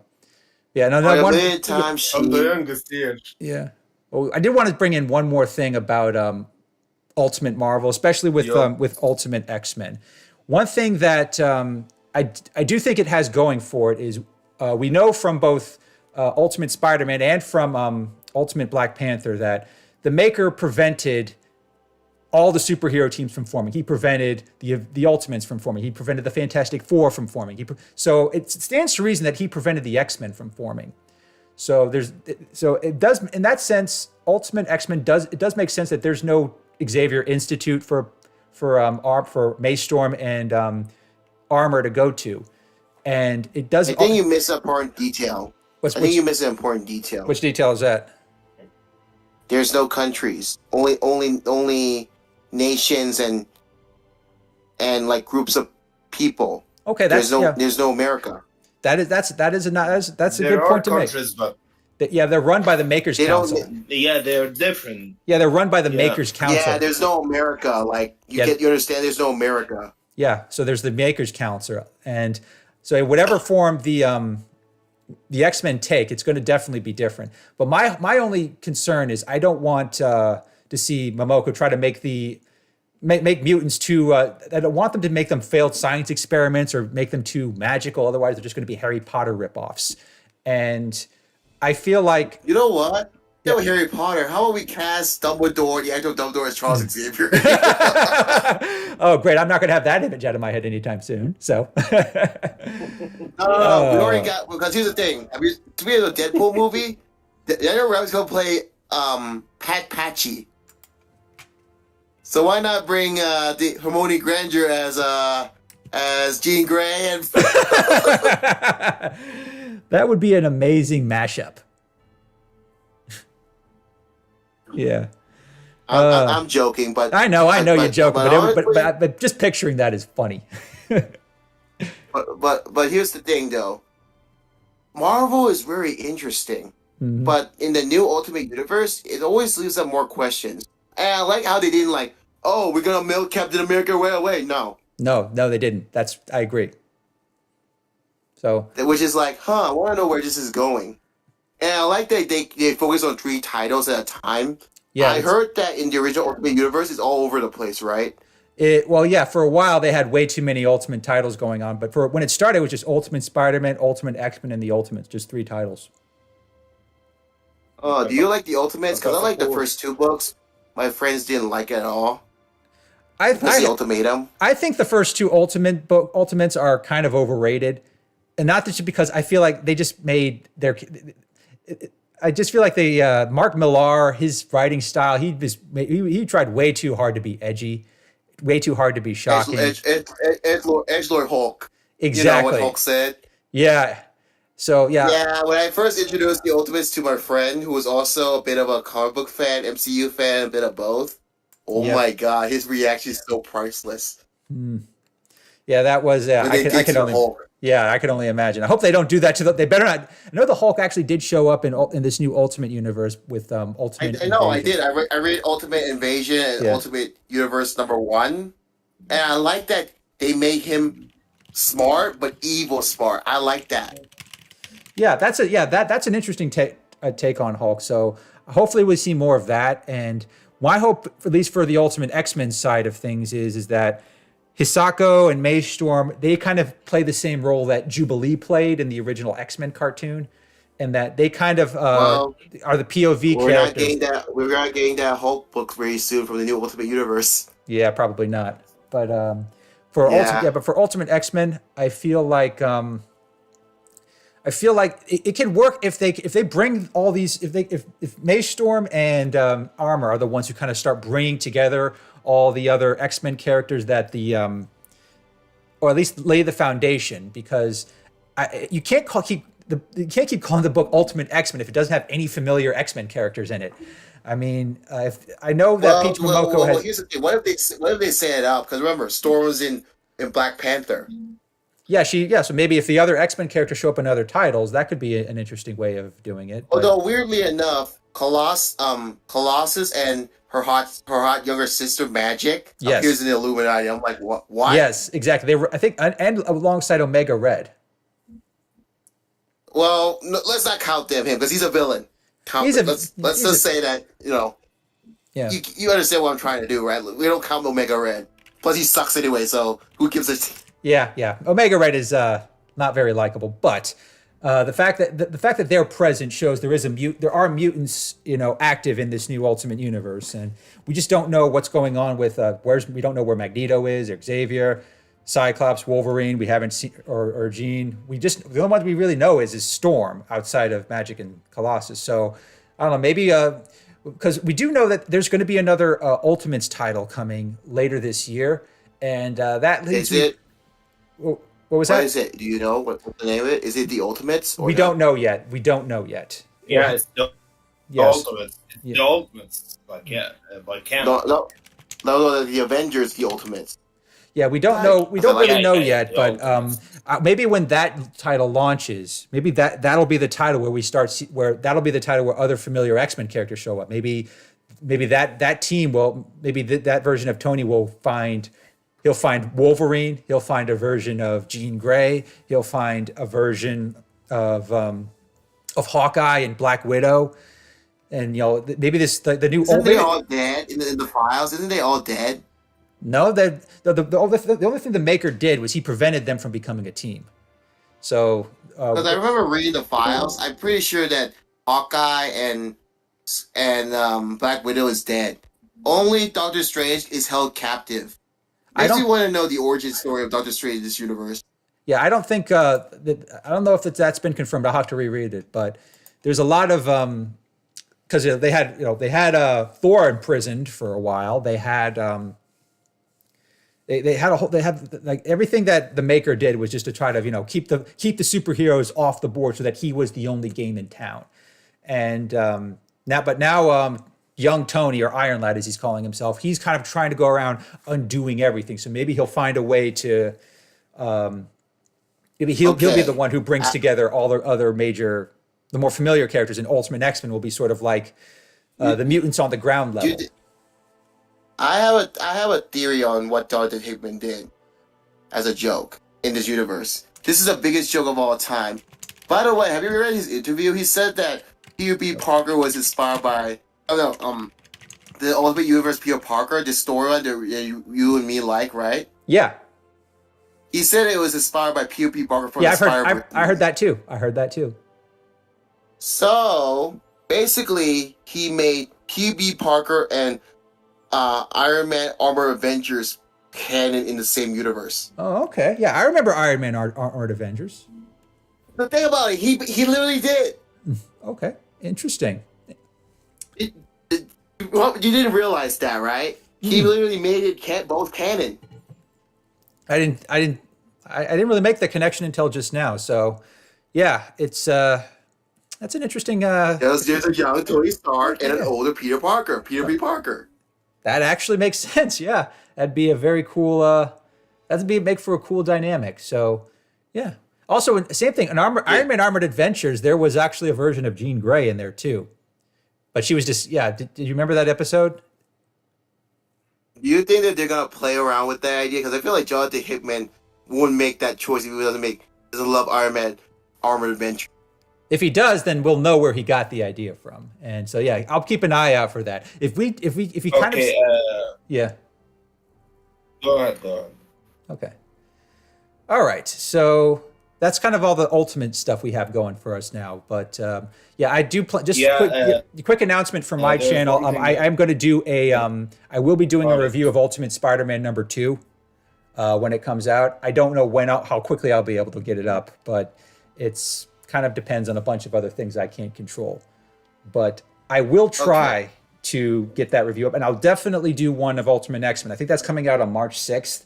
So if you subscribe to my channel, I'll try to make sure that's up as quickly as I can. There's a lot of things that go into it, so bear with me. But I'll keep following these new Ultimate titles, and if there's some major Ultimate news, I'll definitely be following that. And I also hope I would love to do a discussion with Jack about these titles. Sure. Yeah, we can save that for our next discussion. I don't know when we'll be able to make the time, but yeah, we'll keep in touch with me on Discord, and we can set up another one of these live chats. And Tavea, I could not find you. Maybe I'll start a YouTube channel with you. Yeah. Tavea, Thunder, in the chat. Both of you, thank you very much. I'm sorry I could not find you on Discord to add you. So we'll try to do another one. I'm happy to welcome you aboard on the in a future chat, and I will let. Yeah, so for the next time, I'll definitely try to get you guys involved so we can. I'll try to get my buddy Agent G involved. I don't know. Am I allowed to bring my friend to the show too? Of course. If they want, as long as they want to talk comics, and as long as they don't do any trolling, that's fine. That's fine. No, we're not trolling. Because I feel like you and him will talk perfectly about how he feels about the Ultimate Universe, the original, and the Ultimate Hulk. Oh yeah, trust me. I could talk for hours about that, but I don't need this stream being 6 hours straight. I know. I respect you. You're a cool guy. Thanks you. Yeah, if you've seen and anyone who hasn't seen it, I made like multiple videos on my channel about rebooting the Ultimate Universe. This was before Ultimate Invasion was ever announced. That was back from 2022.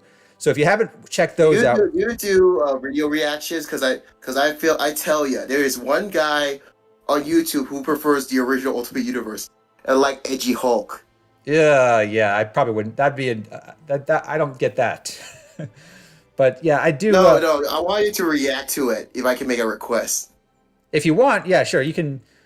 We'll try to make that part of a future stream. Okay. David, thank you very much for the donation. I don't think I've heard of is that Transformers? The Energon universe from Transformers? Robots in Disguise. Yes. Yeah, I remember that.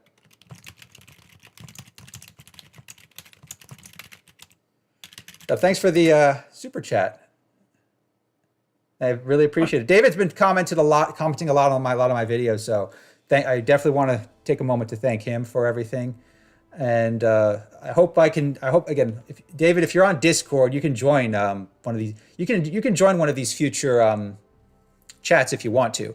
I'll have to find ways to make. Oh my God! What was that? Oh my God! My friend sent me this, and they said that this is the most shameless, lazy thing they ever done. What, the stream? No, not you. I know, I'm just kidding. No, not you. You're a good, cool guy. Listen to the intro of Madam Web, and you know where it got from. Oh, okay, yeah. I'll have to rewatch it. That kind of. No, I sent you the link. This is the OST, by the way. Oh, okay. I see it. Yeah. I'm gonna check this out after we're off stream. So, thanks a lot. I will check that. Sorry. Oh yeah. One thing I also note, and I do read Transformers comics. Every time Starscream makes a fool of himself, that makes the comic worth buying. I love that. Yeah. All right, cool. I'll have to check that out. All right, thanks, David. And if I'll check out the that video. But yeah, if you haven't already, I did do a quick reaction to Madam Web, and I will. This is the main theme because apparently it's from the PS4 Spider-Man. Really? Did they just rip it off? They rip up certain parts of it and they change it to their own thing, Well, like that's out of nowhere. that's just lazy. I mean, how is that just not lazy? You just listen to it. Maybe you have an idea for another video. Maybe, yeah. Oh, but I've got a lot of other video ideas I'm working on. I've got a creepypasta I got to finish up, and hopefully I can stay on track and then organize another one of these live streams. So, is there anything you guys also want to bring up before we call it a day?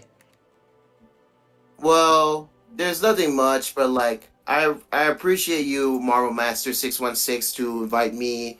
I hope we could do more of this. Same here. I would love to be part, share my critiques. Mm-hmm. If you guys want to follow me on Twitter, I'll be happy to. Yeah. Well, actually, send me your a link my to your. Twitter. Yeah, send it to me in Discord. I'll post it in the description of this live stream. Same with you. All right. Yeah, Warlon. If there's Yeah, anything sure. you want me to post online for your contact, I'll be happy to do so. So just post it on Discord. all I'll right. make sure it's there. Thanks, And, man. yeah. So there's nothing else. I would love to do more of these. Awesome. Yeah, I'd love to have you guys, and hope I can invite some more friends. Tavia and David Thunder, you're certainly going to be welcome for the next time around. And everything else, guys, thanks you very much. Thank you for joining me in my world. Thank you for joining me on my live stream. Thank you, Jack. Thanks, guys. Until next time, everyone. Thank you very much. Until next time, everyone. Take care and stay safe.